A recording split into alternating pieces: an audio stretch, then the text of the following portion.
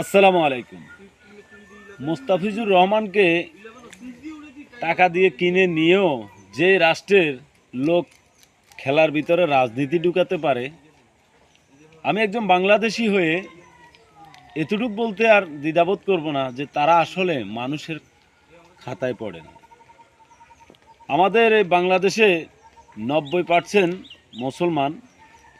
আমাদের আশপাশে যত পাড়া প্রতিবেশী হিন্দু সম্প্রদায়ের লোক আছে, তারা আমাদের কাছে অনেক সেফ, অনেক ভালো আমাদের অত্র অঞ্চলে। अगर दो एक हिंदू आदमी इंडिया मीडिया में, लेकिन वो लोग क्या करता है, हर हमेशा झूठा बात न्यूज़ रिपोर्ट कर रहा है, लेकिन वो न्यूज़ में हम लोग का कुछ नहीं होएगा। लेकिन अच्छा जो इंसान है, हिंदू मुसलमान क्रिश्चियन, कोई फ़र्क नहीं पड़ता है। पहला तुम्हारा मंडी को सोचो, तुम क्या बात कर रहा है। तुम्हारा बात अच्छा है तो तुम न्यूज़ में देखा सकता है। কিছু কিছু নিউজ আপনারা দেখান যা কখনো হিন্দু মুসলমান কারো জন্যই কাম্য না। এটা উস্কানিমূলক বক্তব্য, উস্কানিমূলক নিউজ।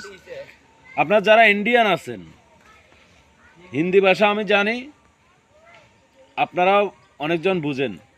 বাংলাদেশ ইন্ডিয়া, অতীতে আমাদেরকে ইন্ডিয়া কখনো ভালো কিছু দেয় নাই, সবসময় আমাদের পাশে ছিল, বাট আমাদের থেকে ভালো কিছু নিয়ে গেছে, আমাদেরকে ভালো কিছু উপহার দেয় নাই। অযথা ইন্ডিয়া বাংলাদেশের এই খেলাকে কেন্দ্র করে রাজনীতিতে ঢুকাবেন না। রাজনীতি হলো আরেকটা জিনিস, খেলাধুলো হলো আরেকটা জিনিস। শিক্ষা জাতির মেরুদণ্ড, ক্রীড়াই শক্তি, ক্রীড়াই বল, ক্রীড়াই নিয়ে এগিয়ে চল, ক্রীড়াই হোক একমাত্র আগামী দিনের সন্ত্রাস গড়ার হাতিয়ার।